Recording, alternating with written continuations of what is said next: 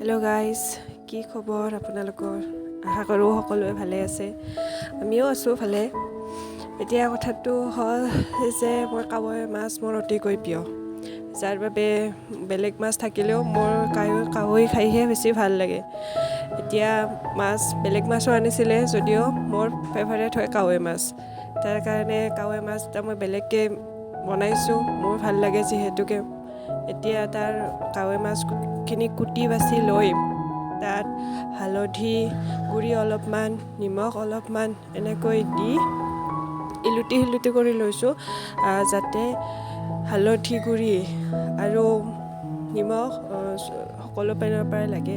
আৰু বিশেষকৈ কাৱৈ মাছ মোৰ ভাজি খাই বা ফ্ৰাই কৰি খাইহে মোৰ বেছি ভাল লাগে।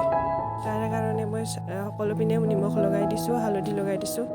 এখন পেন লৈছোঁ, এনেকুৱাকৈ পেন লৈ অলপমান মিঠাতেল দিছোঁ, বেছি দিয়া নাই, যিখিনি পৰিমাণৰ মিঠাতেল লাগে মিঠাতেলখিনি ভালকৈ গৰম হ'বলৈ দিছোঁ,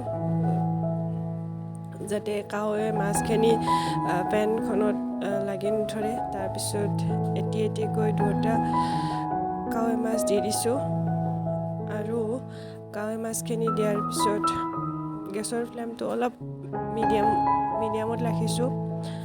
তাৰপিছত কাৱৈ মাছ দুটা অলপ ইলুটি কৰি দিছোঁ, আপোনালোকে দেখিব পাইছে ভিডিঅ'ত।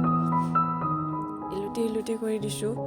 আৰু কাৱৈ মাছ যিহেতুকৈ অলপ ভাজাত অলপ টাইম লাগে, আৰু যিহেতু মই ভাজিয়ে খাম, তাৰ কাৰণে কাৱৈ মাছ দুটা অলপ ডিপ ফ্ৰাই হ'বলৈ দিছোঁ। আপোনালোকে দেখা পাইছে ডিপ ফ্ৰাই অলপ হ'বলৈ দিছোঁ। ডিপ ফ্ৰাই হ'লে খাবলৈ বেছি ভাল লাগে। দালি বা এনেকুৱা চব্জি বা ভাজিৰ লগত মাছ ভাজি খাই মোৰ বহুতেই প্ৰিয়।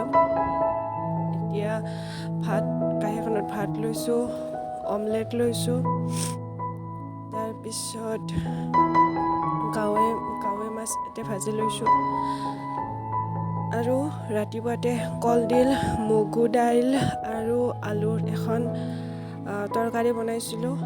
এতিয়া সকলোখিনি খোৱাৰ কাৰণে লৈছোঁ। এনেকুৱাকৈ মোৰ খাই বহুত ভাল লাগে। আপোনালোকে জনাবচোন, আপোনালোকে বাৰু কাৱৈ মাছ কেনেকৈ খাই ভাল পায়। আপোনালোকে কমেণ্ট কৰি জনাবচোন, আপোনালোকে কেনেধৰণে বনায় বা কেনেধৰণে খাই ভাল পায়। Thank U.